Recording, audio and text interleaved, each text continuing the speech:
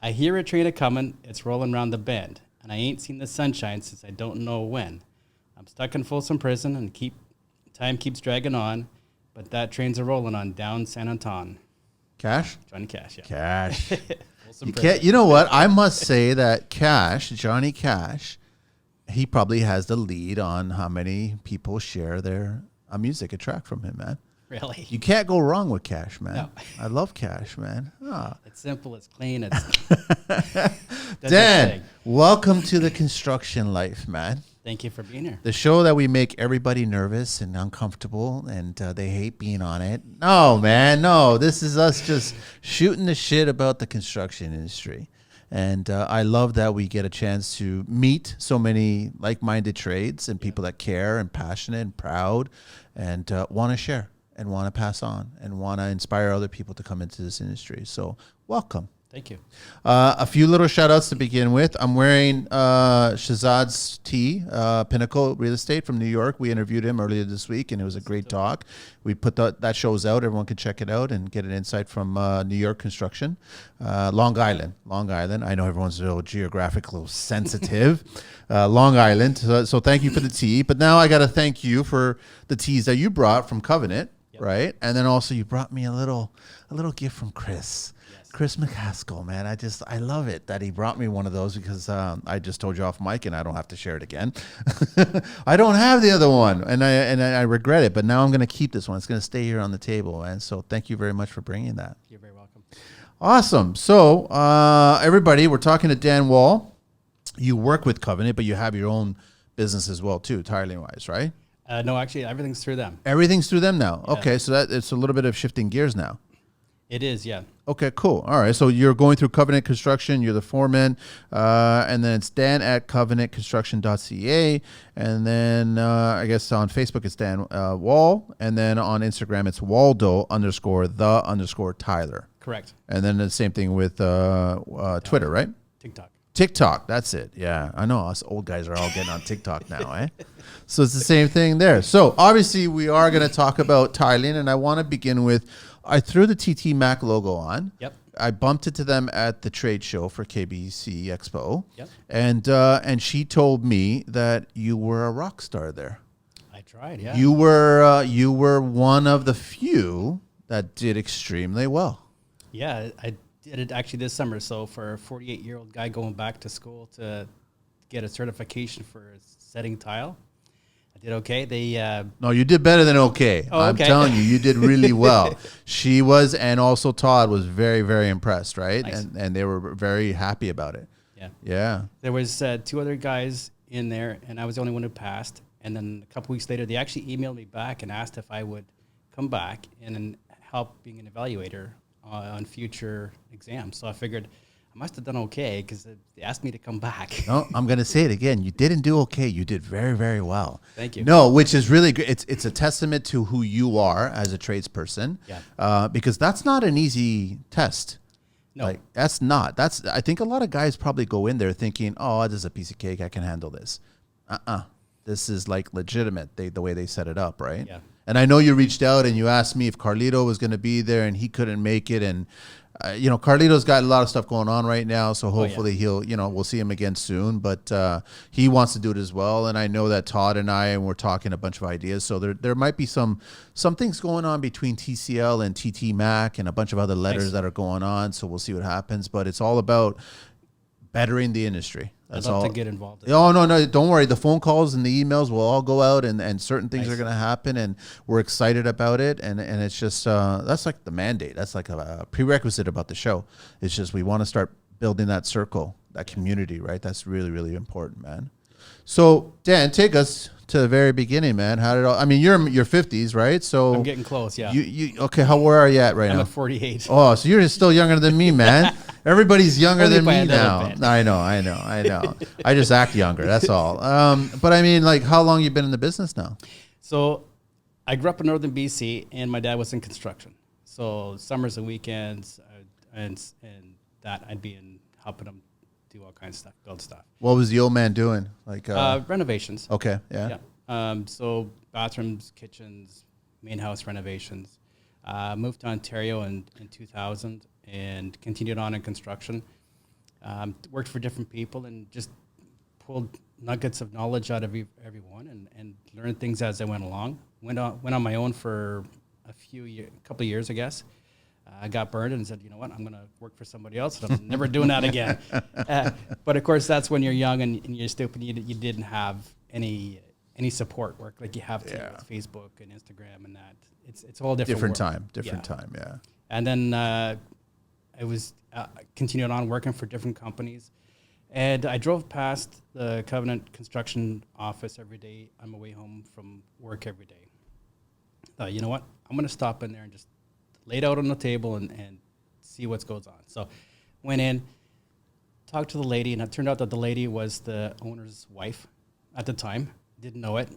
Walked Mom in. and pop shop. That's right. Yeah. Went in and said, "Are you hiring?" And they said, "Nope, we're not." Okay, well, can you direct me in regards to apprenticeships and how to apply and all this? And so she gave me a bunch of stuff, and I said, "Okay, thank you." I left my number there, my card at the time, and wasn't expecting anything. And then the next week, I get a call from the supervisor from the office, and he goes, "Can you come in the office? And I want to sit down and talk with you." I'm like, "Okay, no problem." So I go in, and I didn't have a resume. I had no expectation of a job, and all I had was a photo album, because it was, back in the day, 12, 13 years ago. All I had was a photo album, and that was my resume. And I went through it. It took me a couple hours to go through it, and I explained everything I did on all those jobs. And he's like, "You know what? We got 2 openings. We got an opening for a foreman, and we got an opening for a service guy." And I said, "I'll take the foreman job, but I've got a job on the go. Can you give me a couple weeks to finish it up, wrap it up, so we got no loose ends? I can work for you." He said, "Yep, no problem. We'll see you in 2 weeks." And that was 2012, 2013. 2010 wow. maybe. Yeah, 10 years ago, huh? Yeah, so I've been there for 12 years, going on 13. I just want all the youngins to understand that he said, "I got a job to finish. I don't want to leave on bad terms. I want to finish what I promised, and then I'll start with you guys." Yep. Instead of jumping ship for a quarter. Exactly. Which is the stereotype, I guess. But Yep. it's there. But I love that you took the initiative to actually just show photographs, like to show and explain what you did, because not necessarily you did everything in there in each of the photos, or did you? I did, yeah. You did? Oh, wow. Yeah. So I do tile, but I also do everything. So my specialty is bathrooms. So in a bathroom, you've got cabinetry, drywall, tape, mud, paint, trim, tile, flooring, substrates in your showers, like all of that. So I do all of that. It's because you can't put 2 or 3 guys or schedule 6 or 7 trades into a small room, 40 square feet. I know. But it takes as much effort to do a 40 or 50 square foot bathroom as it does for a 200 square foot kitchen or a 300 square foot, 1,000 square foot basement. Yep. It takes all that same amount of prep and effort and work. I've said it over and over, man. A bathroom is the hardest room in the house. Oh yeah. I don't care what anybody says if they think a kitchen's harder. I was like, no, it's a lot more challenging when you've got such restrictions and so much going on in such restrictions. Yeah. Right? There's a lot in today's day. There's a lot going on in the shower. There's a lot going on in the vanity. Yep. There's a lot going on everywhere in such a small space, right? Absolutely. I'm not talking about monster bathrooms. We're talking about legitimate, just everyday size. Yeah. What is it? Like typical, maybe 50 to 60 square feet. The average one, yeah. Yeah, right? So it's just like you've got a lot going on in such a small area. Yeah. So then you gravitated towards tiling at first. So you're basically coming in, I guess, before all the fancy stuff, I guess. I come in, do the demo, get everything prepped. We have our sub-trades come in, do the plumbing and electrical, and then I come back in after them and put it all back together. So I do the shower base, walls, tile, thin set grout. Did you start with mud, dry pack, or did you start with rubber liners? Where'd you start? So I actually started with Weedy. Foam bases. Weedy. Okay. And when I'd been using them before I started with Covenant. And when I started, I went to the foreman and the supervisor and I said, "This is how I do my showers with a Weedy base and Weedy walls. Let me show you how it works and how much time you save. And then if you like it, we'll continue on using it. And if you don't like it, the issue is dropped. I won't see another thing." What were they using before? They're using dry pack and some sort of waterproof membrane. Okay. All right. But Weedy at the time is lightweight, easy to install, easy to cut, fully waterproof when it's done properly, and it takes you half a day to a day. Yeah. Dry pack can take you, at that time, could take you 3 days before you're ready to tile. So I said, okay, that extra 2 days that you burn between having it prepped and ready to tile, over the course of a year, how many more bathrooms can you do? Right?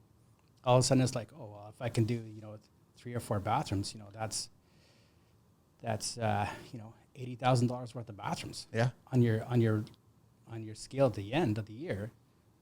That's a lot of work. That's a lot of foreshadowing. I mean, that's a lot of trying to figure out. It's great that you were thinking that way, right? Because a lot of guys aren't thinking that way. Yeah. They're set in their ways that this is how I've done it for so many years. I'm going to continue doing it the same way. Construction needs to evolve on every little detail in construction. The products evolve. Yeah. So you got to involve with the products. Every day there's new products coming out. Probably better than most people going to the kitchen bath show you went to this week. There's all kinds of new stuff coming out. It evolves every day, every week. And it's not that we're like dismissing what you've been working on and it works really well. It's just like consider it. And I've always said it that any company that has like Weedy or anybody else that has a good product, they're evolving too. They're not sitting on their product going, okay, well, product A, whatever is working fine. We're going to keep it that way. No, they're going to come up with a new version of that product and a better version of that product because it's always, that's why we're at Apple i14 right now. You know what I mean? Like it keeps on evolving and stuff. So construction is the exact same way. Has to be that way. Exactly. So you save a lot of time. You start building it from there. And then what were some of the challenges when you first got started in the business?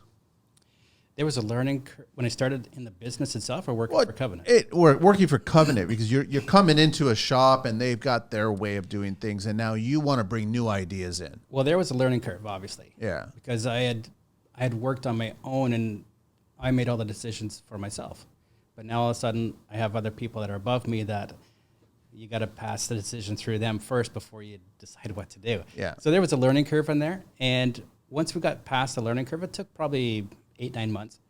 And once we got past the learning curve, it come to the realization that we're all going in the same direction.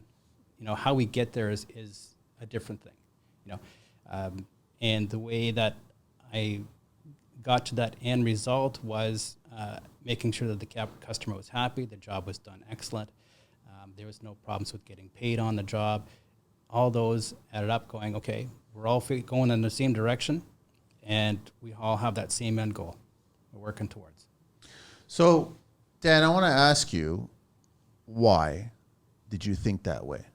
Because 8-9 months is a long time to look at someone else's entity, right? Yeah. And go, I'm going to be committing myself to this other business to make their business better. So when I started, one of the jobs they had me go do was a main floor house that was tiled 4 years before I had started.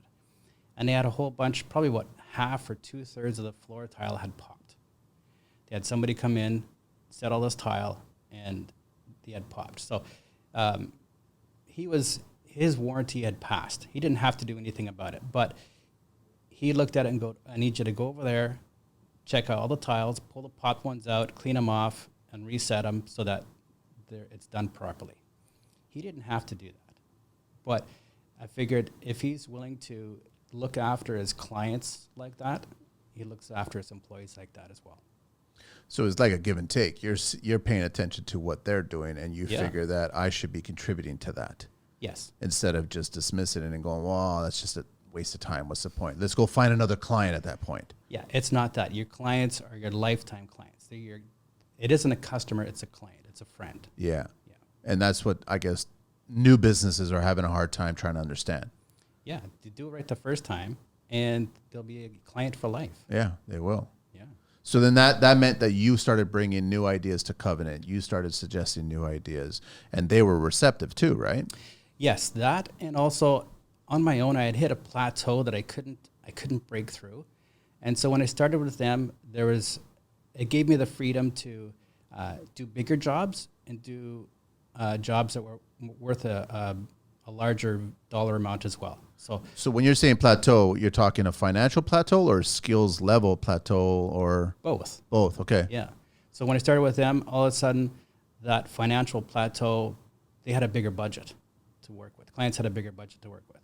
And it wasn't just a 3x5 shower. It was a walk-in shower that was 8 foot by 9 foot with floor-to-ceiling glass and freestanding tub.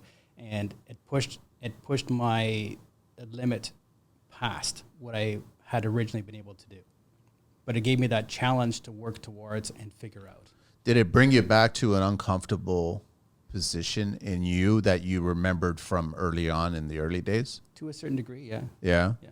Because it should do that. Yeah. You want to, that's how you get pushed through. That's how you break through that ceiling. Yes. Right? And I just think that if it doesn't, it's always kind of funny. When I got started in the business, I was always scared shitless internally, but I always had that running joke that you learn, like, just say yes. You know how to do it. You have no idea how to do it, but you know how to do it. And then you walk away confidently. The client feels confident, and then you walk away and go, holy crap, I got to figure out how to do this now. Yeah. Now you figure out how to do it. And then guess what? You pull it off and you do it. I mean, the tile work that we do in our first years can't compare to the tile work that we do in our 10th year, right? No. It's like you keep pushing yourself. You're supposed to keep pushing yourself. Yeah.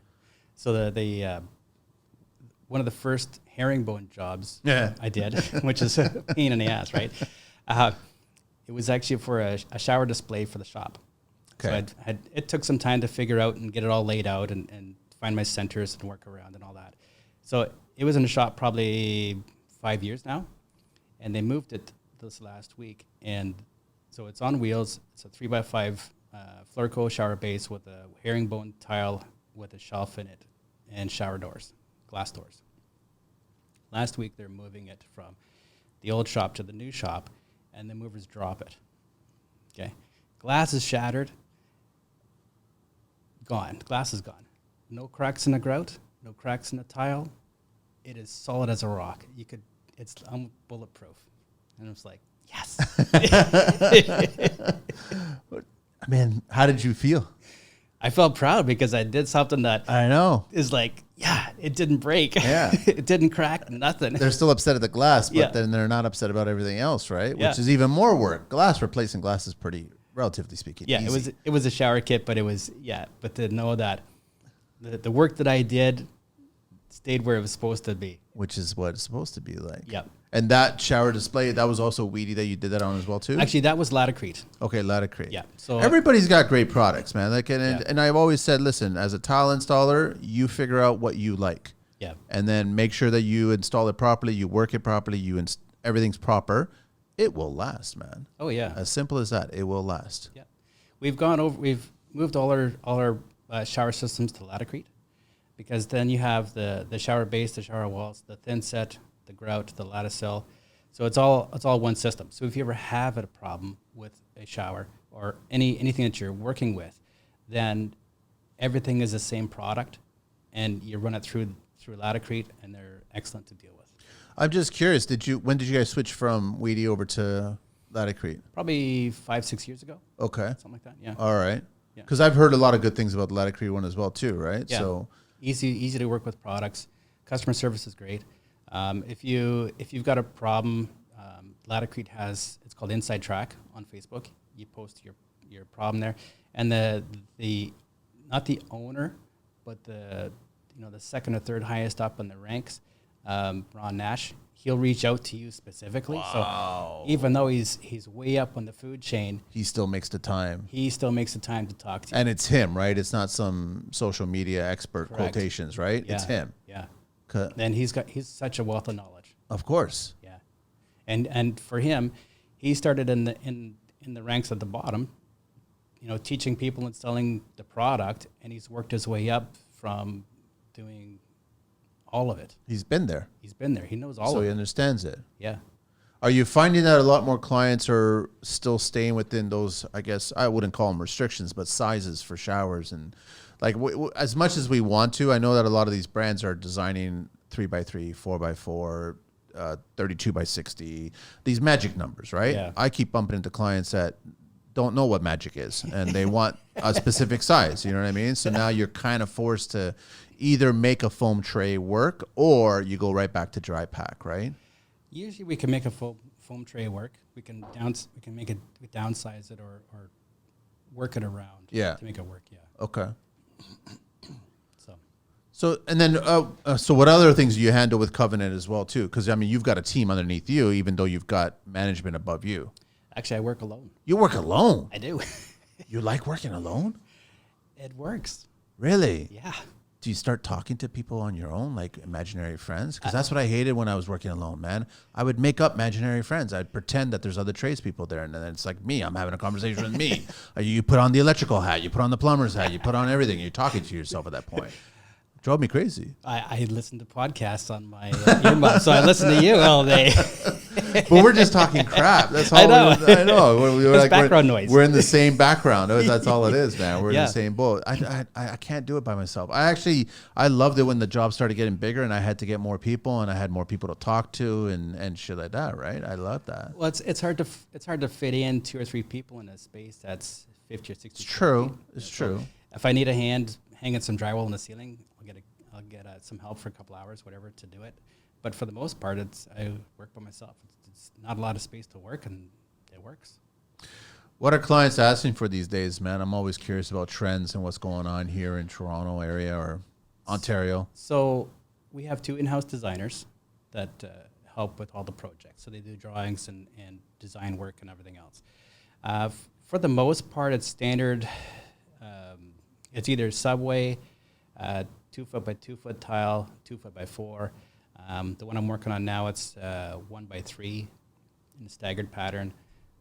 I'd like to get into more of the thin gauge panel porcelain tiles, just the bigger panels. On site, cutting them and everything? Yeah, I'd like to get into that. Have you set it yourself up with all the accoutrement that you need for that whole world, which is really expensive stuff, man. It is. But it's pretty impressive. It is. The gear, the equipment, the tools, and then setting up. And you own so much geography on the job site to basically handle these slabs, right? Yes. Plus, you take the responsibility. Yes. So I'd like to get into it, and they're starting to get into it, but they'll probably hire out to have it installed to begin with. But if you follow Tile Nation down on Facebook, he's got he runs Tile Money and Tile Nation, Luke Miller, and he has a course down in the States that's 5 days long, and they teach you how to cut thin gauge porcelain panels, how to install it, depending on which system you usually use. They have a Weedy setup, Latticrete setup, Ardex setup, Schluter setup, so you understand how it's prepped and how to install the panels. But they also teach you how to cut it, how to price the jobs, how to sell the job. So it's the business end of it as well as the installation side of it. Oh yeah. Yeah, it's clever. Yeah. Do they teach you that you'll own that slab if you break it? That's where the pricing comes in.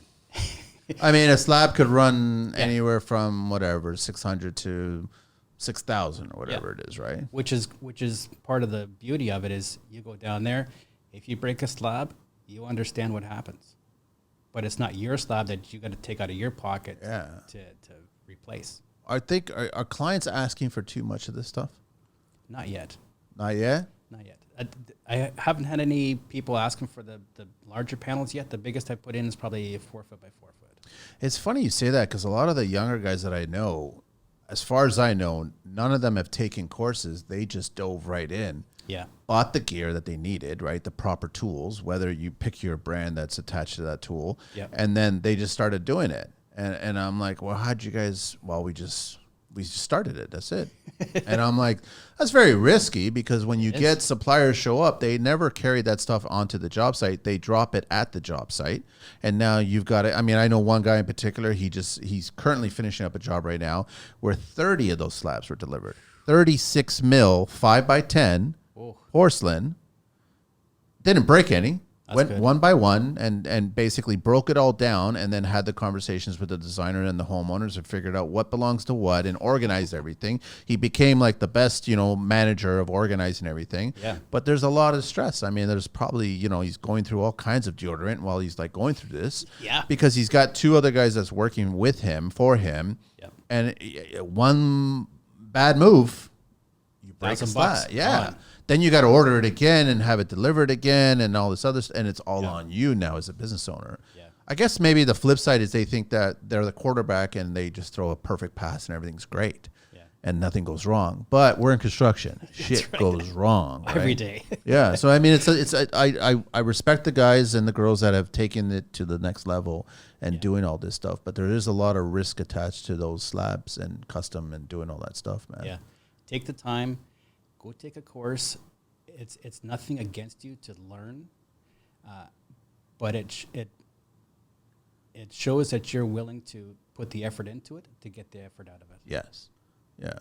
But I guess when I go back, and I'm not trying to dig at clients all the time, I think there should be a premium attached to this. Oh, there is. I think basically what you've done is you've asked your tile installer to now be your stone fabricator. Yes. And they have no problem going in and picking a certain kind of natural stone for the kitchen top or a backsplash and paying the same amount, if not more, to fabricate that and then install it.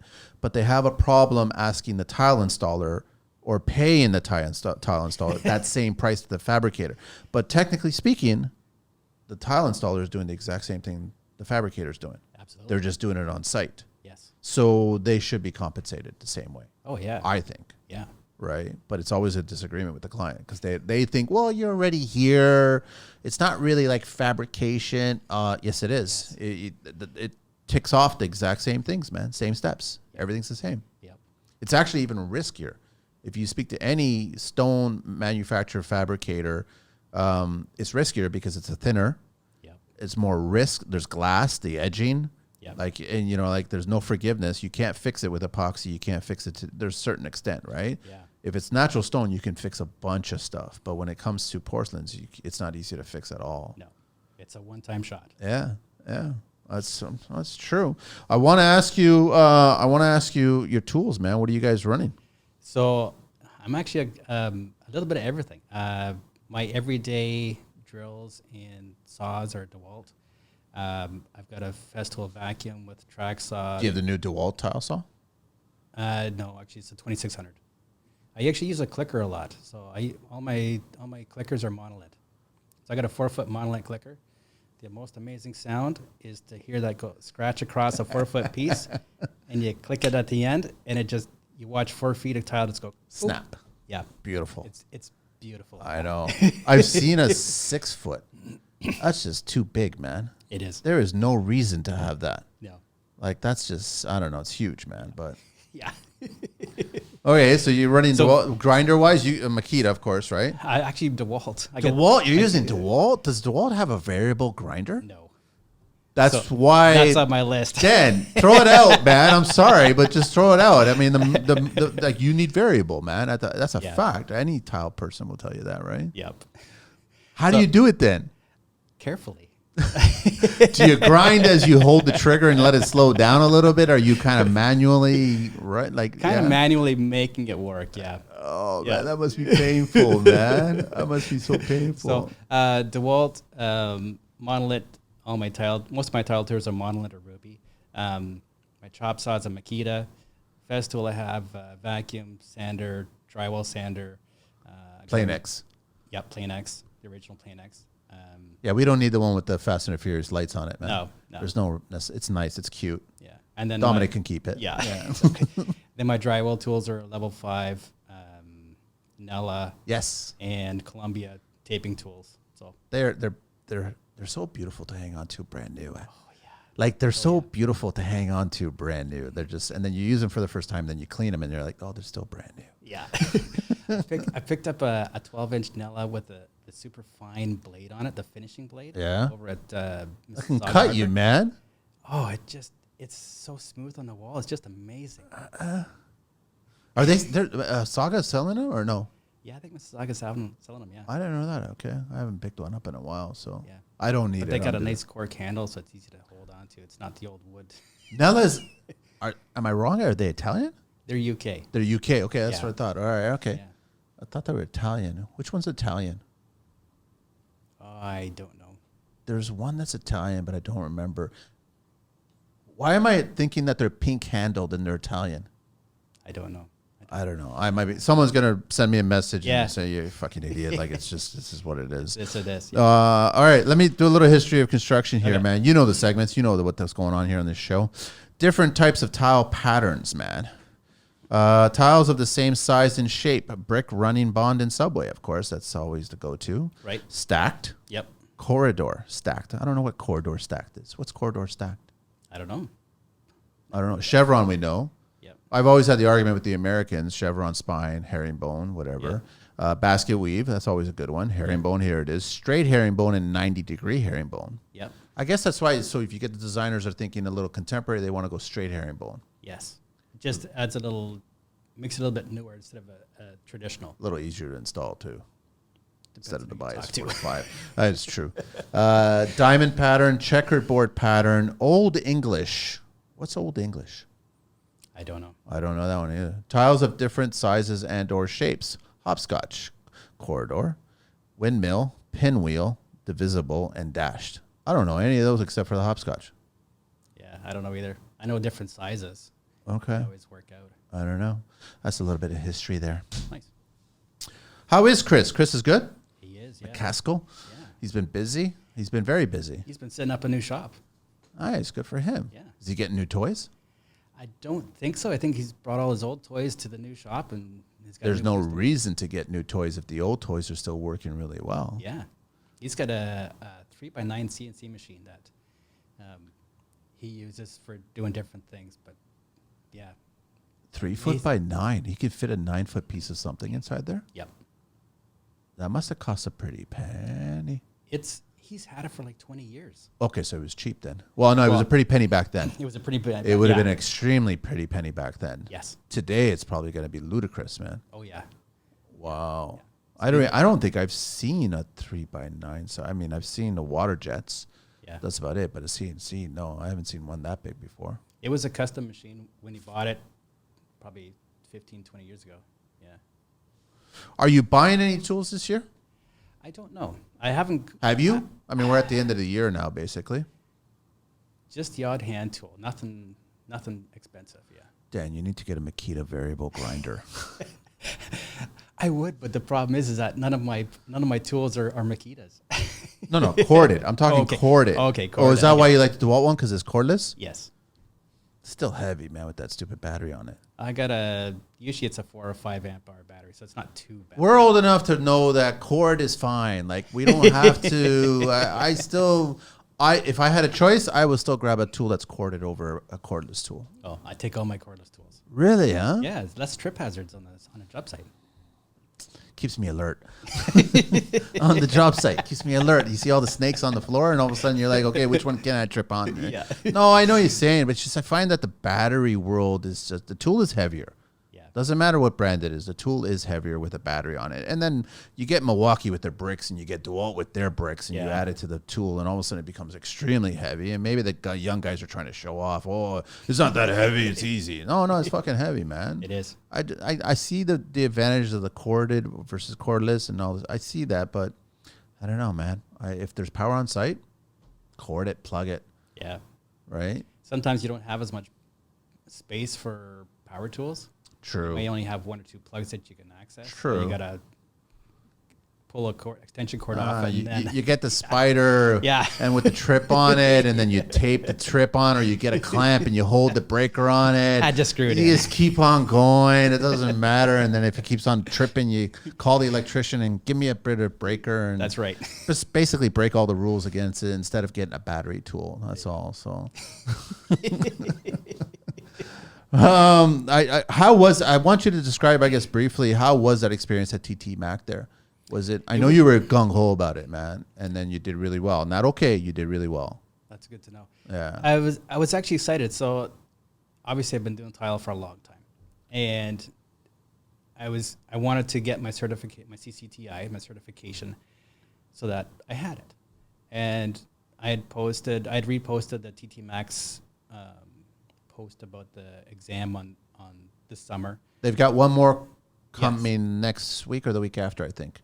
I think so, yeah. I think it's next week, yeah. I had one a couple weeks back as well. Yeah. Yeah. So it was great. I told my boss, I said, I've got this booked. I'm taking a day off. I'm not going to be in that day. I'm going to Toronto. This is what I'm doing.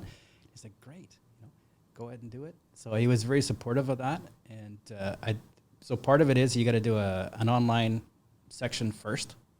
You pass that, and then you get invited to do the in-person section as well. So passed the online stuff and got invited to do the in-person stuff and went in, and I walked in. I do this every day. I'm doing bathrooms, so I've got my clicker on one side, my grinders on one side, my bucket, my pails, my mixer, all that set up. Like every day I do it. Walked in, and I just set up like I would for any other job. And the other guys that came in, they had no tools. Didn't have a clicker. They ended up. Did they not know that they had to show up with? They didn't know. They did, but they didn't really have any tools to work with. Like, you're not allowed a wet saw, but you can use a clicker and a grinder to do all your stuff. So can you share what? Because there's a clock. There is a clock, right? 6-hour clock. 6-hour clock, right? And then can you share? I don't want to give up too much of it because then you're basically spoon feeding trades that want to go do it. But can you share basically what you have to do? What's the objective here? So what it is a 3 foot by 3 foot by 3 foot cube. 2 sides are gone, but there's a curb on the one side. And what you have to do, and there's a niche on yes. the wall that is not on the curb. Yes. So you have to tile, and the height is not 3 foot. It's actually less.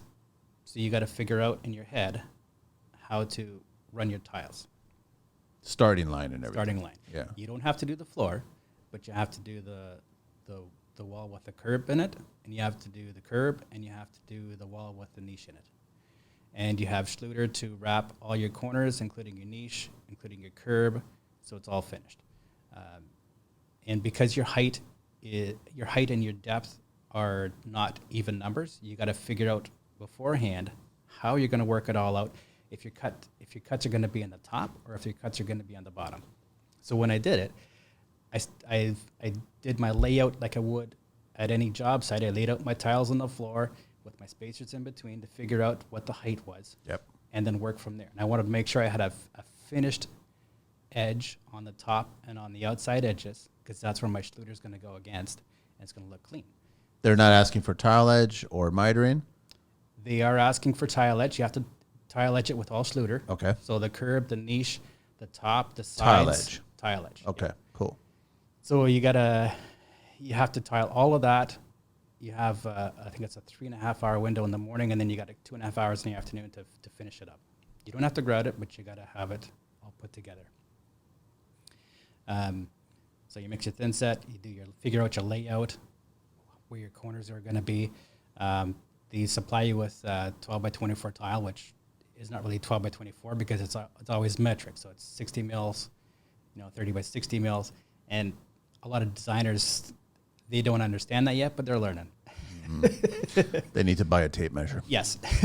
So figure out your layout. You can lay it out however you want to lay it out. So I just did full tiles on my outside edges. So I had my Schluter against a finished edge. I did my layout from top to bottom. So I had my cut edge on the bottom. So I had a finished edge on the top. And then when I got to the niche, I just carried my tile into the niche, cut it out, carried it into the niche. And on the side pieces, what I did was I did a full tile height, but there was a grout joint in that space. Yep. So what I did was I put a false grout joint in it.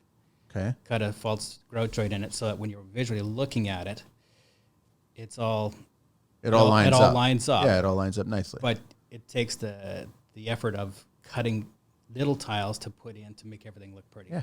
And then tile your curb, the niche, or not the niche, but the Schluter. I have an old DeWalt chop saw, or sorry, not DeWalt, Delta chop saw with a metal blade on it. And I've got a jig set up for cutting that holds my metal in place up against so it doesn't kick back on you. Yep. I cut all my corners on 45, did a nice clean finish into it, and then did it like I do every day, was back butter the tile and scratch the walls and put it on. And you're assessed on all of that? Yes. Yes. So you've probably seen my pictures online of what I've done. The other two that did theirs, one, they did a full tile in the back of the niche. Okay. So the way it's laid out, you end up having a grout line that runs through the middle of the niche. So you obviously continue the grout line. I continued the and grout they line. didn't. They didn't. They just put a easy way out. But that hurts you when you're being assessed, right? It does, yeah. Because in real life, we wouldn't put a full tile in the back of the niche. No, exactly. This is like you would in anybody else's house. Exactly. Right. So all the experience that I've had, I walked in and I put on my headphones, turned my music on, and I just went to work and knocked it out of the park. Wouldn't it be funny if you actually had someone talking on your headphones telling you what to do? Walking you through it? Yeah.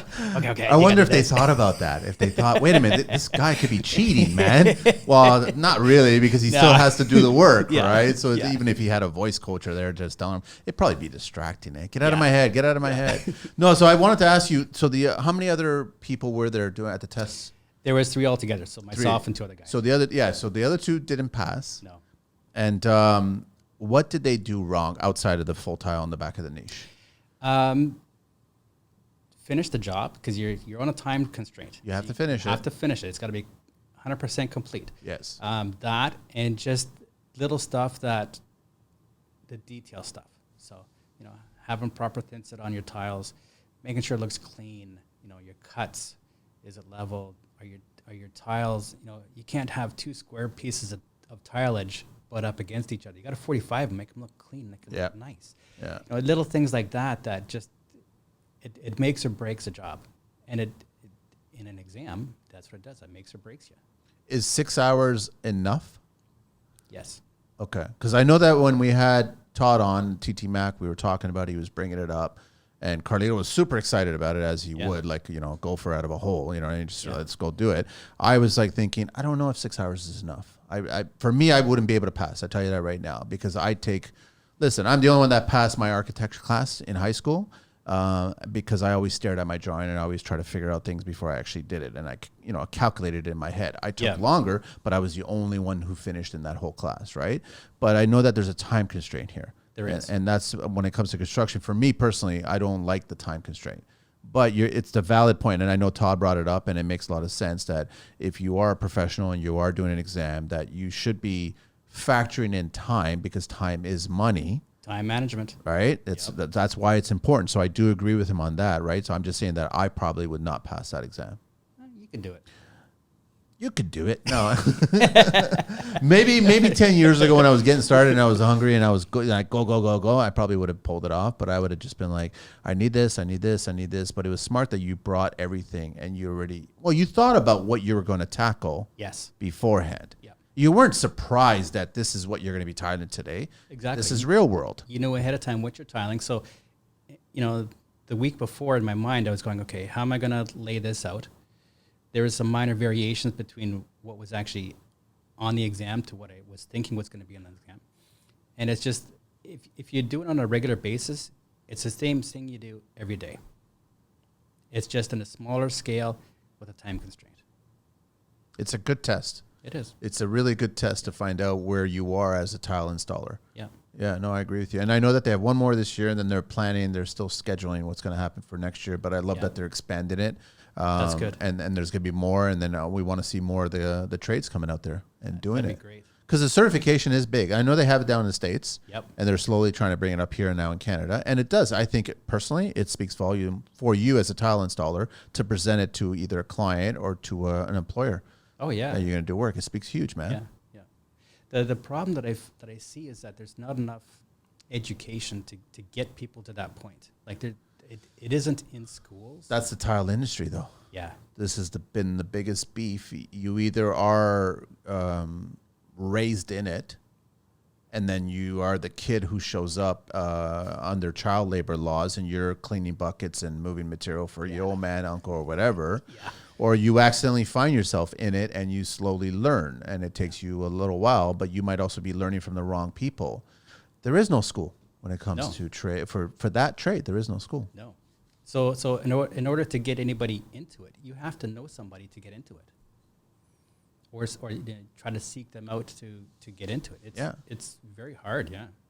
I know just before we got started on mic, we were talking about little aches and pains and creaks and, you're not a young guy. You're a young guy, but you're not a young guy. And I'm still dumbfounded that a lot of the younger trades, the tile trades, are complaining about, knees, backs, and all these little problems, and they're in their 20s. And I'm like, if you think you have problems now, right? So, like, what are you doing to kind of prevent all that, to kind of keep your body? Use good knee pads. Spend the money on a set of pro knees knee pads. Buy the best you can today. Change them, swap them out as often as possible. Well, the pro knees are very well built. You can change up the interior the odd time that you need to, but they're well built, so they last you a long time and they do exactly what they're supposed to do. Do they dig at the back of the leg? No, but they're the longer ones. Yeah. They go from your ankle almost to above your knee, so it covers that whole bottom of your leg. Nice. Yeah. Are they expensive? I don't have one. Depends. But then, you know what? Depends. Then it's relevant. Like when I first got my motorcycle, first helmet I ever bought was $1,500. Yeah.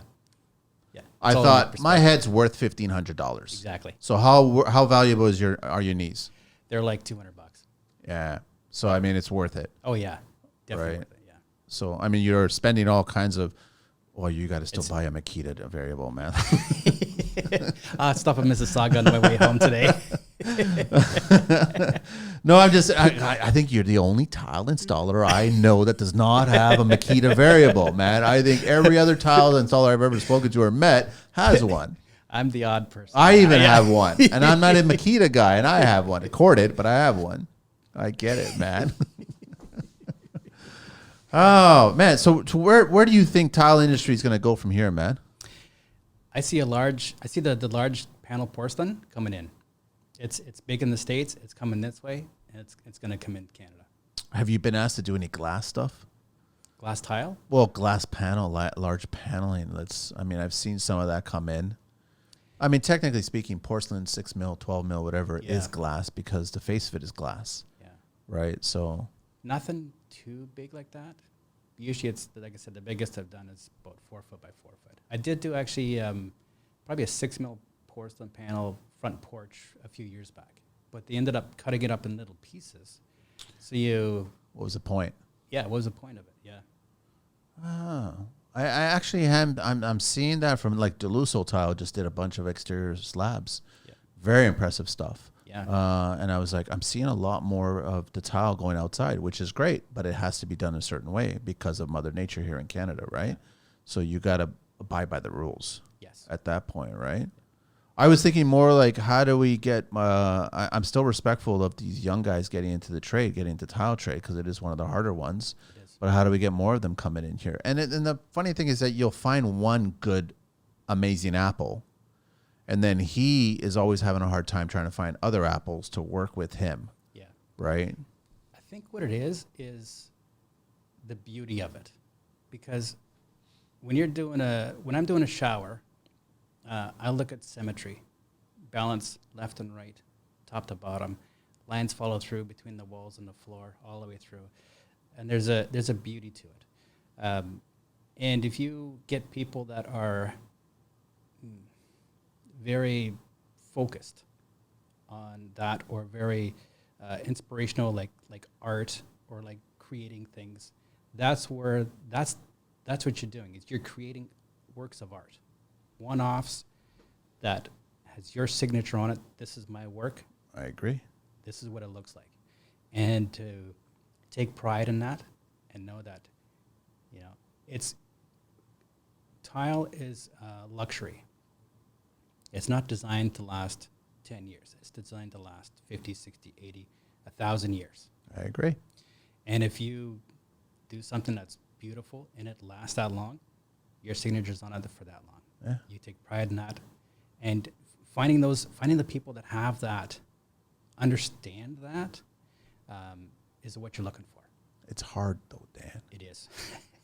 Like, I don't know. Is it the money so much? Because I'm still hearing that a lot of these younger guys are paying good money for helpers. Yeah. And then the helpers are hungry to learn the lessons. Yeah. Yeah. And then there's the double edge where the employer is concerned that the helper is going to get all these lessons and take off and work for somebody else or build their own business and go from there. Yeah. Or they're concerned that they don't really care that much about it, so then their business is being affected by it. The thing with that is that your options are you pay your guys enough that they want to stay, Yeah. and you teach them enough that if they leave, they're not your competition, they're your partners. So when you get into a pinch, they can help you, and when you get into a pinch, they can, it's a two-way street. We did that on a job. It was great. Like I had old Mead, the tile guy. Yep. He brought in Clint, the tile technician, and he brought in why am I forgetting his name? Pardeep. I can't remember his name, but he brought him in, and we had 3, I would say, first string tile installers on one job site. Yeah. And I was like, I like this. This is yeah. really, really good because each of them had their own bathroom and each of them was handling everything. I liked that at the site visit and we started the whole scope. There was a big meeting and we're talking about who's doing what and how to handle it. And there was enough confidence in each other. You go to that room and you play, you go to that room and you play, and I'll go to this room, I'll play. And then if I ever needed, you can come over and give me a hand. I can come over and give you a hand. Yeah. And the work was perfect. The work was immaculate, man. And it's like, it would be nice to see more tile installers do that to kind of share. Yeah. And if you're working together like that, if you have a question or you're questioning yourself, you go, hey, can I get a second opinion on it? Come take a look at this. Yeah. And then it's either gonna be like, oh, yeah, that makes more sense, doing it option B way, or it's like, yeah, that's good, you're doing great. It's funny. Timber framers do that all the time. They're always letting other people make sure that their marks are correct and everything's correct. Or if they've got a question, they'll answer it. They'll help out. They'll contribute. But I guess they're the only trade that really does that. Plumbers and electricians stay in their own sandbox. HVAC sometimes stay in their own sandbox. I think it's finished carpentry. Finished carpentry likes to have conversations with tile installers and vice versa. Yep. Because the tile installer always wants to do trim at their work, at their house, and then the trim carpenter wants to do tile at their house. Yeah. That's why they're asking the questions back and forth, right? But I find that, yeah, if tile installers actually did that, if they shared. Yeah, for sure. There's enough work for everybody. Yeah. So what's the problem with sharing what works for you and what doesn't work for you? Because then they don't have to make that mistake first. They've already gone past that mistake. You've given them the better way to do it. They don't have to make that mistake and they move on to the next step. In the test, just one more question about the TTMAC test. No clips, right? No clips. So it was all just by touch. Yep. And that was also part of the assessment. Yes. Lip pitch. Yep. Wow, man. Did they give you a mark? I'm just curious what your mark was. They never gave me a mark, so I don't know what I got. That's why I was curious to know how I did. They didn't tell me. They didn't tell me the mark. Okay. So I assume if you passed, then that means I guess there's a certain threshold, right? I think it's 80% that you gotta have to pass. Look at that, eh? It's like the Top Gun of tiling, man. That's what it becomes. I think it's brilliant, and I want them to do more of it, and I want more tile guys and girls to go out there to do it, to try it out. Yeah. But go in. I think these other two, and I don't know who they were or whatever. I think they didn't take it seriously. I thought they probably thought it was easy. Well, so that's true because the one guy, he goes, "Oh, my boss just sent me over here this morning to do this." I'm like, "Really?" So his boss not happy. His boss, he didn't pass, and his boss is probably not happy. No, because he didn't get the certificate, right? No. Right. So it's It was a shame. I mean, I really hope that Carlito actually gets a part of it or does a part of it, or he'd be a good instructor there. Yeah. I don't know if he'd be a good instructor. Let me take that back. I think he might just throw you out of the way, and then he'll start doing it himself, and then that's not the purpose of instructing, right? You got to have patience to instruct. Yeah. Yeah, that's not him. Oh, let me talk a little bit of OBC here, man. Masonry mortar. Okay. Masonry mortar. Lime used in mortar must be hydrated, of course. Lime putty must be made either by soaking quick lime in water for at least 24 hours or soaking hydrated lime in water for at least 12 hours. This is all kind of construction masonry stuff. It works. It's all information. If mortar or grout does not contain a self-controlled admixture, it must be and set within 1.5 hours of mixing the air temperature 25. Yeah, nobody's using epoxy, eh? For setting or for No, grouting. Grouting. Yeah. You're still using epoxy? Yes. Really? Yes. Well, this must be a DeWalt anomaly, because I mean the thing is, I'm big on epoxy. So with Latacrete, they have a couple of different variations of epoxy grout. Okay. Okay. Spectralock 1 is a pre-made, pre-mixed I'm familiar with that. grout, but it has the properties of an epoxy grout. Okay. But you can also get the two-part epoxy grout as well for doing, say, pebbles or setting different tiles depending on how small they are. Yeah. Or how delicate they are, I guess I should say. So, yeah, the epoxy is still used. But most guys are not, like most of the younger guys are not, because I think they may have tried it once and realized, it's a lot lot of work. Well, the Latacrete stuff, yes, the Latacrete stuff's easy to work with. It washes off nice, and that's what draws us to Latacrete as well, is because it's easy to products are easy to work with. Darker colors stay dark? Yeah. Okay, because that's the biggest problem in the very beginning, right? The other thing that Latacrete has is we're talking about safety with all this, and they have because California is they're pushing everything. Yeah. So Latacrete's made 2 thin sets that have no silica sand in them. It's like flour, and when you mix it, it's like marshmallow fluff. But the weight is half the weight. Okay, so it's going to cost you less to ship it. You still get the same amount of product, and you get the sales. So a 50-pound bag is not 50 pounds? It's like 30 pounds, 25, 30 pounds. But you still get the same coverage. Is it modified? Is there glue in it? There is, yeah. It looks like flour, and when you mix it up, it's like marshmallow fluff. It's. I've never tried. And is it good? You like it? Oh yeah, it's good. Workability, trowel, and everything. Yeah. It's good. Yep. It sticks like. Oh yeah. Really? Oh yeah. And there's no sand in it at all. No sand. I've never heard of it. I got to check it out. Yeah. If mortar or ground contains a set control admixture, it must be manufactured off-site in a batching plant and must be used and set within the time stipulated by the manufacturer.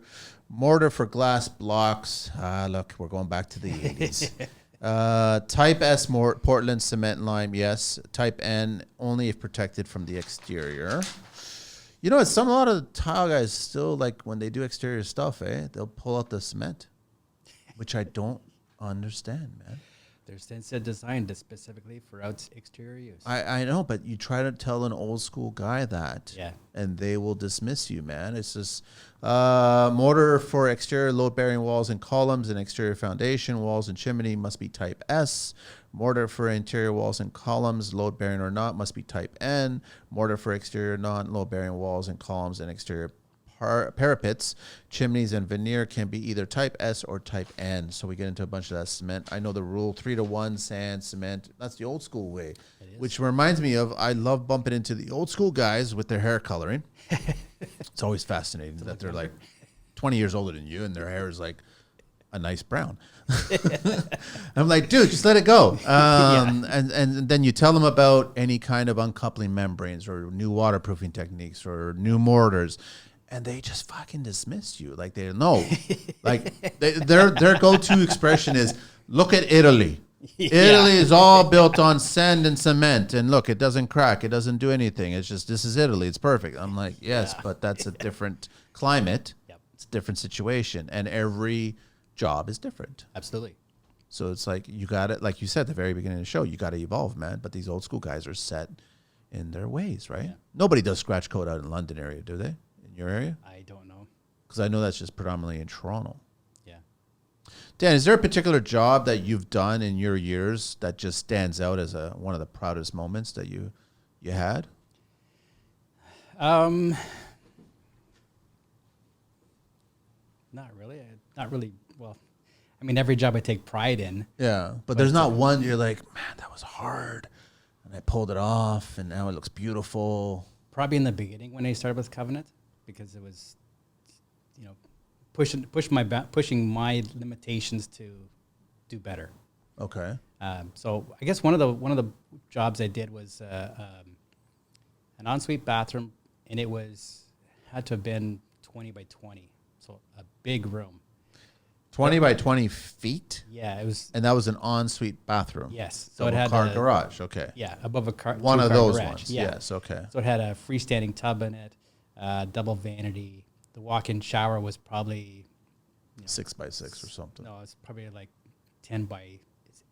Like, double controls. Yeah. I've built those before. I know. Makes no sense to me personally, but I did one that was a much smaller space. So it had a tub, toilet. The vanities were on separate sides. Okay. And had a corner shower that was a walk-in shower. And the shower was probably, say, 6 foot by 6 foot. But in the shower, they had it set up so that they had on one side, his had a control and a shower head on the wall. And on her side, it had the rain shower head on the ceiling. Yep. And then her handheld on the side. So it depends on what the preference is for what they want. But I've done probably a couple hundred bathrooms for them. So I've seen a lot. So when clients go, how might this look with a niche, or what does this tile look like? I scroll through my phone, look at all my pictures, and it'll look kind of like this, and they get an idea. And showing them that, they're like, oh, okay. Obviously he's done that before. It gives them confidence in what your capabilities are. I know, but if you were to say I've done a couple of hundred bathrooms, I'm pretty sure that you've tackled every type of bathroom. Pretty close. Out there, right? Like, what haven't you done? Thin panel porcelain. That's it. That's the only one. Yeah. I don't want the responsibility. I'll give it to the tile installer or I'll give it to a fabricator. They could take the responsibility. Yep. But clients want that because of the lines. They don't want any grout lines, right? Yes. So in London, we have there's a company called London Marble. Okay. And they do acrylic marble, I guess you would call it. Okay. And they can do panels. They do shower bases. I've seen those before. Yeah. Right? So the odd time you'll have somebody who's like, oh, we don't want any grout lines to wash in our shower. So we'll have them come in and do a lower panel and then do, say, like a 6-inch tile accent piece, and then do a solid panel up top. The accent piece is high enough that you're not going to have to worry about washing it, but it gives you full clean lines top to bottom and easy to do. Easy to take care of. Are clients really that lazy that they don't know how to clean their showers? Like, do people not rinse off? I don't think so. I think it's more just age gets up there and they want to minimize what they got to do. That's rubbish, man. like my personal shower is 10 plus years and it still looks like it's yesterday. Yeah. Right? Because I know how to clean it. Yep. I know how to, like, when you shower, you rinse it off. Yep. Like, you take the hand shower and you rinse off the whole. And then, yeah, sure, soap scum still builds up over the tile or over the glass. But then now you CLR it. You use some sort of cleaning agent once every few months, and then it gets rid of it. Like, they need to maintain. Oh, then they have the argument about natural stone. Well, you got to seal it. Yes. That's how it is, right? It's natural stone. So it doesn't matter what reno we do. You still have to maintain it after the fact, right? Yeah. I think a lot of people, not a lot of people, but some people will look at it and go, oh, it's all done. I don't have to maintain it at all. It's like your car, right? That's rubbish. You got to change oil in your car. You got to change the tires over the seasons. It takes maintenance to take care of. It does, man. So how do you educate the clients to understand that better? Usually, for the most part, they're pretty straightforward about it. But they'll always ask, what do I do to clean the glass, or what do I use to clean the shower? And glass is 80-20 vinegar water. That's always a good solution. Yeah, and that's actually on. They have a sticker on the glass that's what they need to use. So it's always there. I'll leave that with the clients. They know exactly what to do. And then with the tile, it's always just, mild soap, give it a scrub, give it a rinse, weekly maintenance, and you're all good to go. Just keep it clean like you would your dishes. It's porcelain. It's like your plates. If you think about it, it's even worse because you're constantly using it, like you're bathing. And plus the chemicals that are inside shampoos and whatever that you use inside there too, that affects the bathroom, the shower. It does. And that's wherein having epoxy grout or regular grout comes into effect. Is if you're using dyes all the time or harsh chemicals in your shower, it can wreak havoc with your grout. So you gotta to explain that to the clients when you're done, that this maintenance has to be done to make it continue to look new. It's just standard, man. Do you wash your car? Yeah. Like I know Don't it's look at my it's truck. a truck, right? But it's like it's so simple to us. Like it makes sense to us, right? So if you're so Dan, if you were gonna build your dream bathroom, Yeah. what are you building? This is yours now. I guess it's This not, is mine? Oh, I guess you got to share it with a significant other. So you got to have a balance now. So what would it look like? Walk-in shower. Curbless. Curbless. Nice. I'm not sure if I'd put glass in or not. I might not just have open. Open. Yeah. I know. Rain shower head. What size? Big. 24? Yeah, it's big enough. We've done bigger, but you get to a point where it's like, you know what? You got to run 3/4 lines from the hot water tank. Oh, I know. So run 3/4 lines. Yeah. It doesn't matter. Like you run 3/4 lines. Women don't like rain heads. Oh, they don't? They don't. They The like majority of women don't like rain heads. Off the wall or off the ceiling? Off the ceiling. Oh, okay. They don't find, because every rain head that's proper requires air behind every nozzle, which slows the water down, which doesn't, I guess they think it's not really bathing me. Ah, okay. But a rain head is not about bathing. It's about experiencing, right? That's why I love my rain head, right? If I want to just scrub and scrub, you have the hand shower. Yeah. Now, do they like body jets then? Of course. Instead? Yeah. Because of the volume behind there. Exactly, But then body jets, and I know that I've had plenty of arguments with plumbers about it. All body jets should have 3/4 lines. Oh, yes. Minimum of 4 feet. Yeah. Minimum. Yeah, ideally, if you can try to get a trunk like 10 or 12 feet, 3/4 line right to there, all the better. Even loop it. Yeah. Loop it from the volume control, right? So that'll give you a straight horizontal, right? Yeah. Instead of a Viagra-less kind of line, right? You know what I'm saying? So they love that. They love the hand shower, but they don't, majority of women don't love rain heads. Yeah. Men love rain heads, Okay. which is really odd, don't you think? It is. But okay, so sorry, I interrupted you. So Rain head, big, curbless rain head. no glass. No glass. Probably a bench. Probably like the newer European style where it's like an open concept. Yes. Floating bench. Yeah, I could do floating bench. Okay. It's nice vanity. Keep it clean. Probably do a floating vanity too. Wait, we left the shower already? Just one head? Oh. Probably a handheld in there somewhere. Maybe And body some jets. body jets. Okay, Yeah. cool. All right, Yeah. cool. The drain? Probably do a linear drain. Linear drain. Okay, Yeah. cool. All right. Now we're out of the shower. Actually, you could probably, if you put glass in it, make it a steam shower. See, that's the trade-off because Yes. I've never built a steam. I've never experienced a steam shower, but I heard the benefits are like huge. Yeah. But you need full glass and a louver. Yes. And the ceiling has to be a curve on it or on an angle. It's got to be on a slope. Yeah. It's got to be on a slope, right? So we all know that the water droplets will burn your ass, literally, will burn Yes. your ass Yes. when it drops off the ceiling. So there's it's a give and take kind of thing. Now you're enclosing yourself, and I don't know Yeah. if I want to enclose myself because I like the idea of no glass. Yes. I did a steam shower this year and slopes. Actually, I did two. Slope ceiling and with the units that generate the steam, 3 minutes, and that room was just Yeah, white. You couldn't see through it. I know. It I takes know. no time at all. So what's on the wall? What are you using for tile? Large panel porcelain. Less grout lines, cleaner look. Make it clean, make it simple. That's it. Yeah.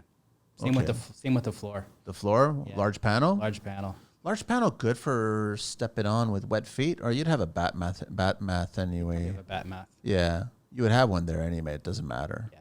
Okay. But I'd probably do heated floors in there as well, both in the shower and Oh. in the other place. For sure. What people don't realize is that if you do a heated shower in your floor, heated floor in your shower, all that water that sits in your shower, it evaporates. And there's no reason for bacteria to go in there Mildew, and grow, build up, all that. kinds of shit. It's evaporating. It It's makes a gone. lot of sense. Yes. Yeah. I know. It's just a matter of getting that thought process into people to understand the reasoning for it and the value of it. Correct me if I'm wrong. I got to figure this out, and I know that a few ESA agents are listening right now. Do you have to have a separate line for the heated line going into the shower, separate from the actual floor of the bathroom? I don't think so, but you have to. I would assume you'd have to have it in either in an uncoupling membrane or uncoupling mat with possibly a waterproof membrane over top. but then it have to be hooked up to a GFI. Yes. But I always has to be hooked up I to a always get the GFI. Sparkies to hook up the whole bathroom to a GFI. Well, it'd actually be two because It'd be two. You'll have one GFI for the vanity. For the vanities. And the second one is for the in-floor heat. Yeah, that's what it would be. Yeah. So, and then also, if you're already building that kind of a bathroom, you have another GFI for your toilet because you've got a heated seat Yeah. and a bidet feature kind of thing, which Yeah. is also a must, I think, in my opinion. That's just me. Once you try it once, I guarantee it, you'll never always going want to use back. it. So, I mean, the ESA guys will tell me about that, but I think I was told early on in the days that they had to be separate. The line that goes into the shower has to be separate from the line that's in the rest of the bathroom. I don't know why, but I don't know. That's a pretty small line because if it's, say, 4x5, that's 20 square feet of It's wire. 20. Well, they make lines that small. Yeah. 20. I think the smallest one they make is 21. Yeah. Now the Schluter boys are listening right now, and they're Yeah. like, "No, that's not right, Manny. You should know." And I was like, "Kiss my ass again." So okay, so now you've got double vanity, Yep. wall-mounted vanity, Yes. Easy clean wall-mounted underneath. faucet. Yep. I That do works. like those. Yeah. Gives you a distinctive look. But to all you clients out there, understand where the faucet's supposed to hit. Yes. There is a drop zone, Yep. right? They don't understand this drop zone shit. The backsplash. Exactly. So that faucet, when it is in full open and it hits the sink, the drain, it has to be just behind the drain. Yeah. If it's on the drain or ahead of it, splash everywhere. It's Yep. guaranteed to splash everywhere, right? Yep. So they don't understand that. They just pick pictures and go, this one, this one, this one, this one, and then we install it, and then it's like splashing everywhere, right? Yeah. So I agree with you. Yeah, wall-mounted faucet for sure. Wall-mounted vanity for sure. Yeah. Toilet. Probably wall mounted as well. You like them? They're not bad, but They move. they move. I don't care who you are. They move. Okay. I think if you're a mouse, they still move. It depends on how you got it framed. If you're using the carriage, Yeah. and I get it. Toto's is a really solid carrier. Yeah. Like everybody's got a solid. You got 2x6, and you're anchored. Like you're using stupid bolts. I get it. It still moves because you can't lock that toilet china No. super tight. Against either drywall or tile. Well, hopefully it's not drywall. It should be Yeah. tile, but you can't refit.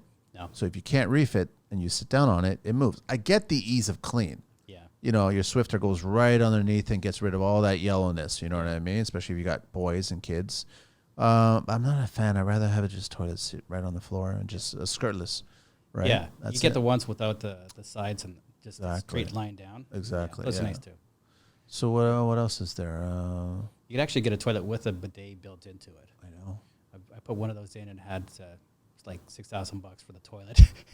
But it comes with a remote, and when you walk in the room, it lights up and it turns the heater on. I And know. when Kohler first announced their Numi toilet, Yeah. I think this is like 7 or 8 years ago, and the price tag was $12,000 just for Yeah. the toilet. Eh? Yep. It has all the features and everything like that, and I was like, "That's insane. Who's gonna buy that?" Then you quickly learn Toto sells Neptune at 12 or 14,000 Yeah. at the time. Yeah. Now you can get a Neptune toilet. I think at the last show I was at, it was like $23,000 for a fucking toilet. there's a market for it because they're making it for somebody. But that's the funny thing is, I would talk to Kohler and they'd be like, "Going, we can't keep them on the shelf. Yeah. We've already sold all of our stock." Then they came out with the black model because of Drake. Okay. Right. So Drake's got 3 of them, I think 2 or 3 of them in his house, right? In Champagne Palace. And I remember it was a service tech. He actually had to go to the house and service it. And just, it was like it's a tune up. That's all it is. It's all electronic. It's so Yeah. tuned up, right? But then the black one came out and it was an additional $3 or $4 grand. Welcome to the 70s with the pink toilets. I and don't- the blue toilets. That's not, and all you people listening, do not get a black toilet. No. It's the worst, man. Dust. Yep. You'll see everything. It's like a black car. Yeah. It's the worst. Stick with the white toilet or whatever, or like go light gray or something like that. But We did a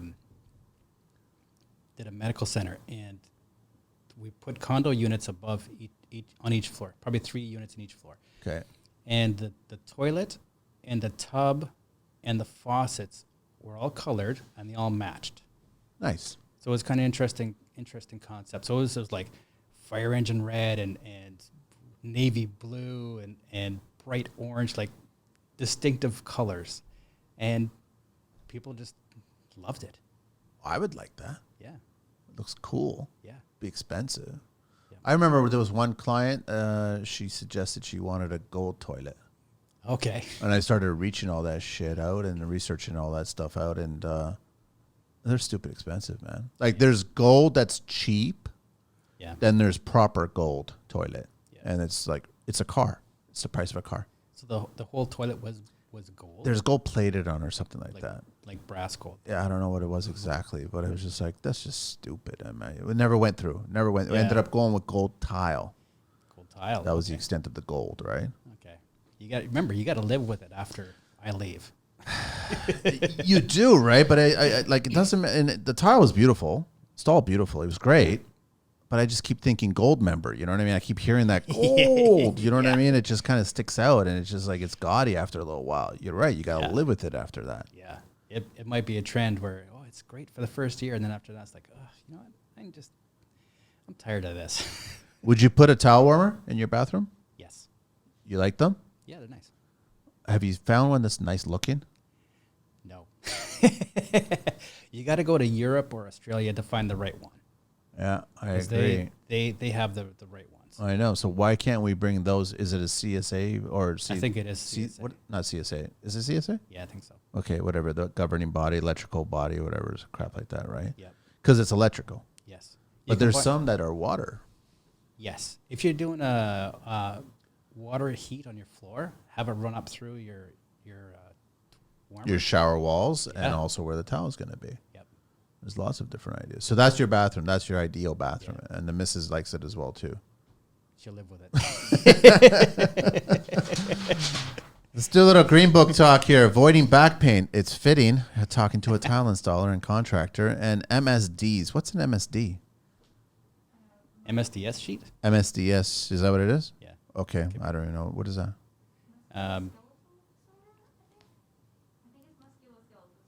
Got it. Okay. Muscular or something. Okay, cool. The way you lift a heavy object could reduce your risk of injury. It may not eliminate the risk, but it can reduce it. So there is some logic in lift with the legs. Yep.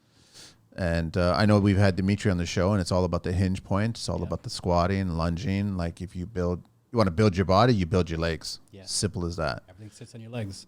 Tips. Keep heavy objects close to your body when you're lifting alone. Always squat and lift using your legs. Avoid bending over and lifting with your back.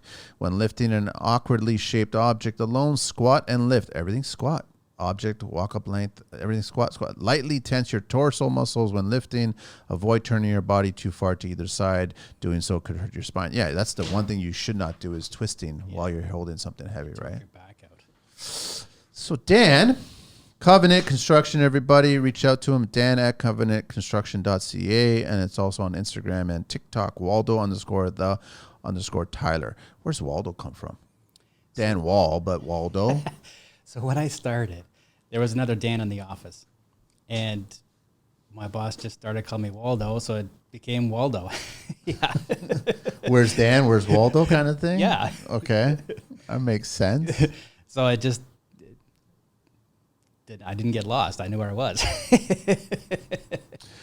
Dan, because you've been in the game a little bit, and also West Coast and East Coast, and I love, or not so much the East Coast, we're more central, but I love that we've had Larry here on the show before a few times and talking about the West Coast and what they're doing out there, and there's a slight difference between the two. I mean, what are I just wanted to ask you, what are some of the things that the younger guys that are getting into this business doing wrong? Learn the business side. The work side's easy. Yeah. Work side you can figure out. It's how to run a business, how to price jobs, how to deal with clients who don't want to pay, getting that knowledge, having that backer, having somebody to talk to when you get yourself in a pinch to get you out. You got me thinking about, I don't know if you heard the show with Avis, and Avis was here, Avis Concepts, and then they started growing. The pricing? No, not the pricing. Avis is the business, the home integration, and then they started an HVAC chapter, plumbing chapter, electrical chapter, development chapter. Right. I think there's value in one tile getting together with another tile installer, and having a trifecta of a guy, a group of tile installers that work together instead of working by themselves. You have so that being said, you each have your specialty. Yeah. You also have the ability to buy in multiples because you're using all the same products. So right now, prices of of materials are fluctuating up and down. Huge savings if you do that. Right. If you can go buy a bundle of Hydraband board as opposed to individual pieces every week, you save money. If you can buy a skid of, say, 4XLT or Trilite or thin set, you're going to save money, right? It covers what you save, covers the rental of a storage bin or a garage that you put it in. You know what you have, it's there, and it's good for everybody. It's not a bad model to think about it. If you're a young tile installer, Yeah. and you get along with 2 or 3 other tile installers, join forces, man. Yeah. The other thing is that if you do that, you have the ability to, you have that support system. So if you want a second opinion on a job, you know, you have somebody, hey, can you come with me and take a look at this? This is how I would do it, but I'm questioning, I need another option. Client wants to do this. What do you think would work great? And then you have that person or people to bounce ideas off of, because obviously, you know, like I said, we get into jobs, we're like, oh yeah, I can do that. You walk away and like, how am I going to do that? No, I know. Figure it out. We'll figure it out. Plus, you can always borrow their Makita variable. Exactly. And then they can borrow your Makita variable. But if you're working with Dan, you're going to have to borrow his DeWalt. That's right. Non-variable. Nobody borrows from me. I honestly think it's a good, and I think that you guys can help each other out. And it's always better to have 1 or 2 more people that'll help you carry stuff. And Yep. it's a pain carrying, lugging all these bags of cement and mixture that we need. And I'm looking out for the young guys. I just like, listen, we're all young and dumb, and you know, like we super strong and we're healthy. And listen, that shit changes really quickly, man. And if you don't take care of yourself, it'll change dramatically, man. And you don't want to be that incapacitated tradesperson later on in life, right? Work smarter, not harder. Yeah, 100%. You know, if it means spending, you know, $1,000 on a tile clicker, and it's going to save you from walking from the second floor to the garage to cut a tile, and you're gonna it'll pay for itself in the first 2 days. And water and everything. Yeah. I know. Your setup time, your takedown time, your travel time, all of it. Space to store it. Yeah. Here's a question for you that I think should be on the TTMAC test. Are you a smash the bucket apart the next day when the mix is all wet, dry, or clean the bucket when the mix is still wet guy? I clean up the day before. There you go. You just passed. You just passed. I don't have a beast mixer silicone. I don't sleeve, even think that works well. I just don't get it. It's like, why bother? I don't get it, man. Just it takes nothing to scoop out whatever's left over. You're cleaning the tools anyway. You're cleaning the tools. Exactly. You're cleaning the tools anyway. Yeah. So just wipe the bucket. Yeah. And we all know buckets are gold. Oh yeah. Gold on job sites, right? They went from like $2 or $3 to almost $10 a bucket now. Are you kidding me? Yeah. I know somebody, and I won't share this, but he gets his buckets from a different business. Yeah. Nothing to do with construction. Yeah. And they have buckets. Yep. But they smell a certain way.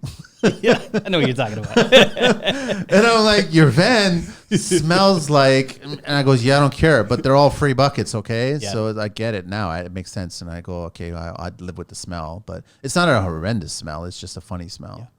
Yeah. If you keep an eye out on Marketplace, you'll have florists who run nurseries. Yeah. Right? They use buckets. Winemaking places have buckets. Yes. And just keep that might be a dangerous one, though. True. But usually you can get them for like $2 a bucket or free. You got to go out and get it, but it's a free bucket. So if you can walk out with, say, 20 or 30 buckets, that's going to last you a couple months. I know. Didn't cost you nothing except for your gas to go get it. The worst thing I ever did, and I'll give a shout out to ProSaw for this, right? Because I know them really well. Okay. I walk in there and I'm about to leave, and all of a sudden it's like, I need some buckets, right?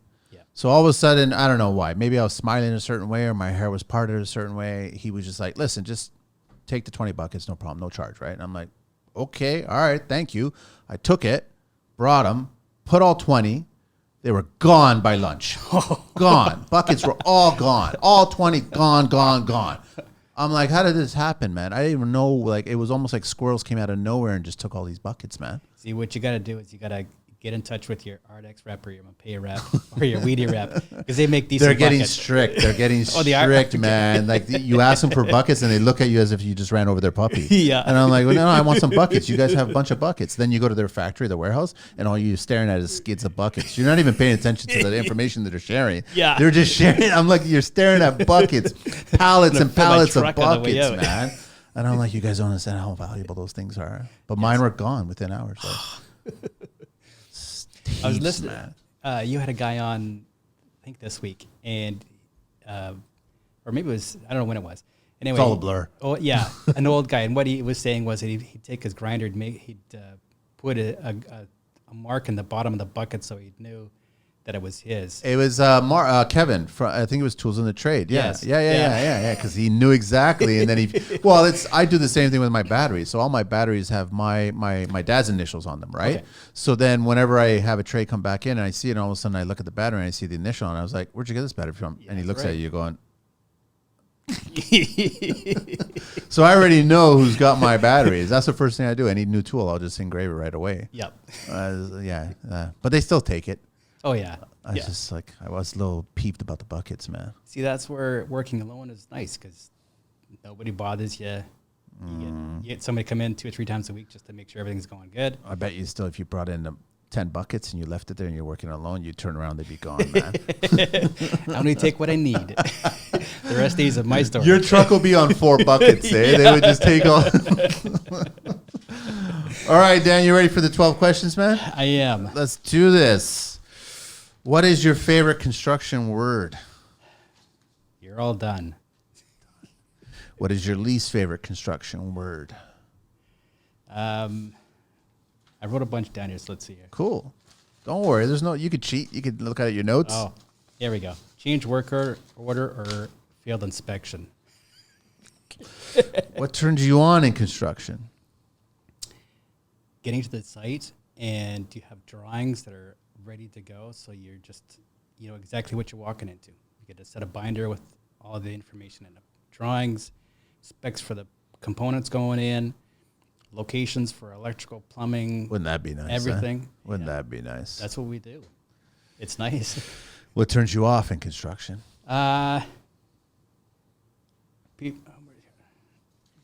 People who aren't open to new ideas of doing things. They think, oh, I've just been doing this for 30 years. The old There's school change Italian in me. guys, man. Yeah. I bump into the old school Portuguese guys too. I'll blame both of them. What's your favorite curse word? I try not to curse. You try not to curse. Good Yes. for you, man. I gave up on that try. What is your favorite vehicle in the entire world? I'm a classic car guy, so anything, 50s or older or new. We going GM? We going Ford? Probably Dodge. Dodge. Yeah. In the 50s, 60s? Yeah, it's like Chevelles or stuff like that. Bel Airs, stuff like that. Oh, Yeah. nice. Eh? The original stuff. I'll always stop and look. Yes. Like it just makes me stop and look. Yeah. That's all. You get a nice old Fargo or a nice Dodge truck. They don't make that anymore. No. It's not like every car that's out there right now. That's the thing. It's a one-off. What's your least favorite vehicle in the entire world? I pull a trailer for work, so I'm going to say Mazdas or BMWs because they're always cutting you off and zipping in and out of you all around you. I hate that. What construction sound or noise do you love? I love the sound of noise work getting done. So whether it be demo, Just anything. yeah, something's going on when there's noise going on. You stop for lunch, the noise stops. It's a nice little quiet pause. Yeah. I like that. And then right after lunch is done, you go right back and it Get starts back all into over it again. That and the like I said before, the sound of a tile clicker going across some nice glazed porcelain. You snap it and you get like a 4-foot strip of tile that just perfect. But every so often you get that one little nick. Eh? Not very often. No, not very often. I use good tools. And Always keep an eye on the blade. Yep. Yeah. Make sure it's oiled. Yeah. Yep. What construction sound or noise do you hate? The rotozip cutting out boxes. Oh, God, That's screeching, or your oscillating saw cutting into wood. Do they really need to put that much pressure against a metal box with a metal blade? Like, it just makes it screams like horror movie scream. You know Oh, what I yeah. mean? It's really, really bad. Yep. What profession other than your own would you like to attempt one day, Dan? What a food truck. I love cooking. If I'm not when I was young getting into this, I was either going to be when I was finishing grade 12. I was either going to be in construction or a chef. I took a couple of courses at the end of high school that pertain to restaurant services, food preparation, stuff like that. I aced them, and I'm like, you know, I know a couple of guys that went from culinary to construction. yeah. And I can see the connection. I can see the transition from that to that. It still works really well. Yeah. No, well, maybe one day. Yeah. Maybe. What profession would you not like to do?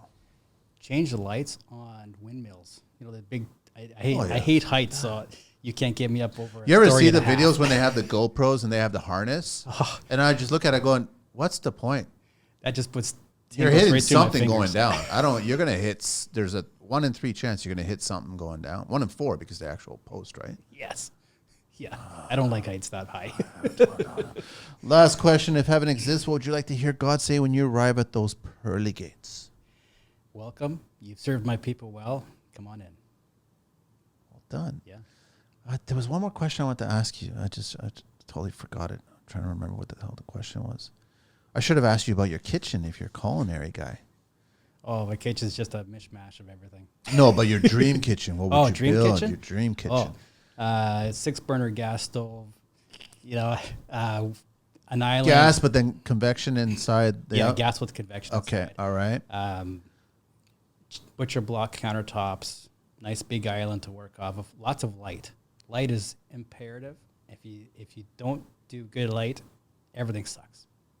Under counter, pot lights on the ceiling, lights above the island. Proper lighting. Proper lighting. Yeah. Properly designed, proper lighting. We had the boys from assembly there talking about a lot about lighting and Yeah. all new types of strip lighting and stuff like that. That was a good show. Yeah. I agree with you. Yeah. The other thing I'd do is I haven't seen it in person, but I've seen it on video where they have like stone tops and the burners are set inside the stone. Yep. You might have seen it at the kitchen and bath. Oh, I heard it. It sounds like this. Ka-ching, ka-ching, ka-ching. Ka-ching again. Yeah. I mean, it's a great idea. Yeah. Easy to clean. Now, do those stay hot? Like, what's the No, heat transfer? from my understanding, it's not. It doesn't stay hot, right? Okay. But when I say ka-ching, I mean like serious money, man. Yeah. Serious money. I've seen it. I'm a traditionalist, right? Like I what's that Italian brand? Bertatonci? Bertolli? Yeah. I love that. Yeah. Like that looks like an old school, modernized, beautiful looking range, right? Yeah. Gas and convection. Like it looks beautiful. Yeah. I'm not a fan of separate cooktop and ovens, wall ovens, right? Keep it all in one. Yeah, I get it that it's higher, it's easier to take the turkey out there. And I was like, maybe I'll do more squats so then I can learn how to do it better. But I like that the cooking, baking, and cooking should be in one station, right? Yeah. And I like a traditional looking one. I personally don't like the wolves just because of the red handles, right? Yeah. I think it's kind of just like, oh, it's a red wolf. I don't like that, right? So I look at those kinds of fixtures, those kinds of appliances, and I think they look really great. Yeah. Is it proper value for your money? They're still expensive too. They're Oh, yeah. still expensive, right? Yeah. And it's just like really, man, what magic can we do with a barbecue? What magic can we do with a blowtorch, just a flame? Like, I Yeah. mean, like, do we really need it? Sure, it'd be nice, but I don't know. I don't know the exact price of it. I've seen it, but you also have induction versions of those too. Okay. So they have the stone slab that actually goes right across, and now it's induction, and now you have to have that connection with the pot and pan, and Right. it turns on, and it stays ice cold as soon as you turn it off. Okay. And it's super easy to clean. But my question is, what if you, I don't know, crack it? Oh yeah. How do you repair it? Yeah. It was kind of like when the cars all came out and they had all the sensors in the bumpers. Yeah. And then I used to have an old beat up like Nissan pickup truck. And I think I shared this once before. And I always was getting rear-ended. One year I got rear-ended 4 times. I knew exactly what it cost to replace that fucking bumper, right? And so I would get rear-ended, and the bumper would save me. And then they would be like, "Oh, I'm so sorry. No, this is what it's going to cost. You're either going to pay, or we're going to go through insurance." So it was like one. Now you see new cars with all the sensors in the bumpers, and if you get rear-ended, how much does that cost now? Oh yeah. It was $350 to change my bumper. Yeah. That's all it was at the day, right? So I see all these extra technology things attached to stone and all kinds of stuff. And then if you break it, which could happen, Yeah. what's that going to cost to replace that? So with that induction like that, if you have, say, a stone top, whether it be whatever, if you have a kettle on it with a poor base, you can burn the top of that stone fairly quickly if you're not careful. Yeah. Right? It's the heat that transfers through that gives you a hot spot that makes it able to crack. What do you do when you have an induction like that where the elements are underneath and it comes through? I think what happens is you have to change all of your pots and pans. Yeah. And so I think that you get stuck in having to purchase. I had somebody, a friend of mine, she just bought one, and she quickly realized I can't use any of the pots that I'm using right now. So she had to buy a whole new line of pots. Yeah. And they're not cheap either. No. So that's why I don't know. Gas burner, throw it on there. Yeah. And use it. Heat's right there. I can use anything I want. Cast iron, skillet, whatever. I can use whatever I want. Yeah. That's why I'm not a big fan of it, right? But yeah, you're right. Dishwasher, organic bin, side by sink, or yeah, probably dishwasher beside the sink. Garbage can, organic, in a drawer somewhere, so it's not out there. Stone tops. Natural or man-made? Probably man-made. Single or double sink? Probably a double sink. Yeah. Unless you're going with like a country-style kitchen sink where it's the big porcelain double wide single that sits in there. I do like those, the aprons. Yeah. Like the cast iron kind of apron things. I do. They're heavy. You got to make sure that whatever is holding that up is built well. Properly? Yes. Yeah. What else? I guess drop a dish in there and it's gone. Integrated fridge panels, fridges and freezer. Depends on what the fridge is. If it's like a cabinet depth 2-panel or side by side or something like that, I guess it depends on what you want how you want it to look when it's all done. Do you want it to see the fridge, or do you want it just to disappear with the cabinets? Yeah, I think I'm a mindset of it just disappearing. Yeah. I would always try to figure out what's behind there, if it's like a closet or something, and use that space to throw the fridge in. Yeah. So then it you don't have this big box sticking out, right? Yeah. So then you get people come over and they're looking through all your cabinets, looking for the fridge. Right? Just put a sign there. Yeah. Fridge, freezer, stupid. Yeah. Right? And then just go in there. And I was just curious. I'm always curious because I know that I've had a few of the guys on the show, and they're culinary guys, and I was curious because I'm stealing ideas from you. I don't give a shit. Right? That's how I work, right? So I'll probably do a hidden door somewhere with a pantry in the back. I've done that before for a client. He wanted a little pass through. Yeah. And you couldn't tell which one it was. Yeah. Right? And also it was the same client that asked me to build a fake wall to access his gun safe. Nice. Which was a 6-foot tall, 5,000 pound gun safe. Nice. That was interesting to do it. Yeah. And it really sucked that we put tile. They brought the gun safe in. Yeah. They put it down and cracked it. So we had a conversation about, can we repair that, man? And I was like, I got to take the safe out.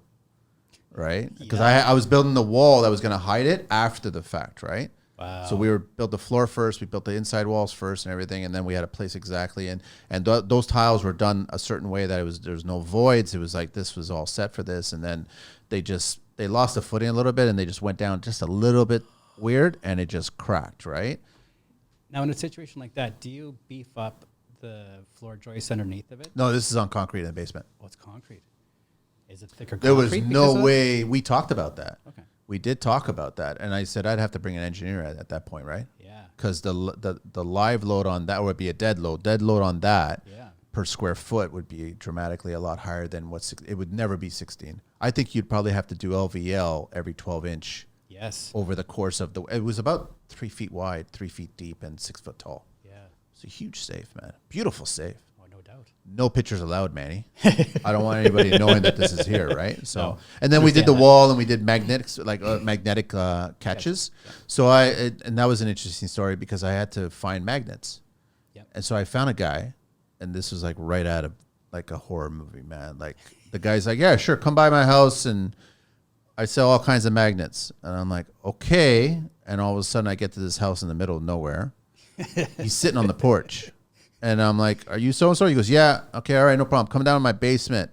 And I got my magnets in my basement. And I'm like, Because we got 9-1, waiting to push the last one. I got my phone just and sure enough, I get to the basement, and he did have like every magnet possible, and then he started diving into the whole world of magnets and what are you doing exactly and all this other shit, and then I left there and fully knowledgeable and all this other crap, and then got out of there and thank you, see you later, gone. Still have his business card.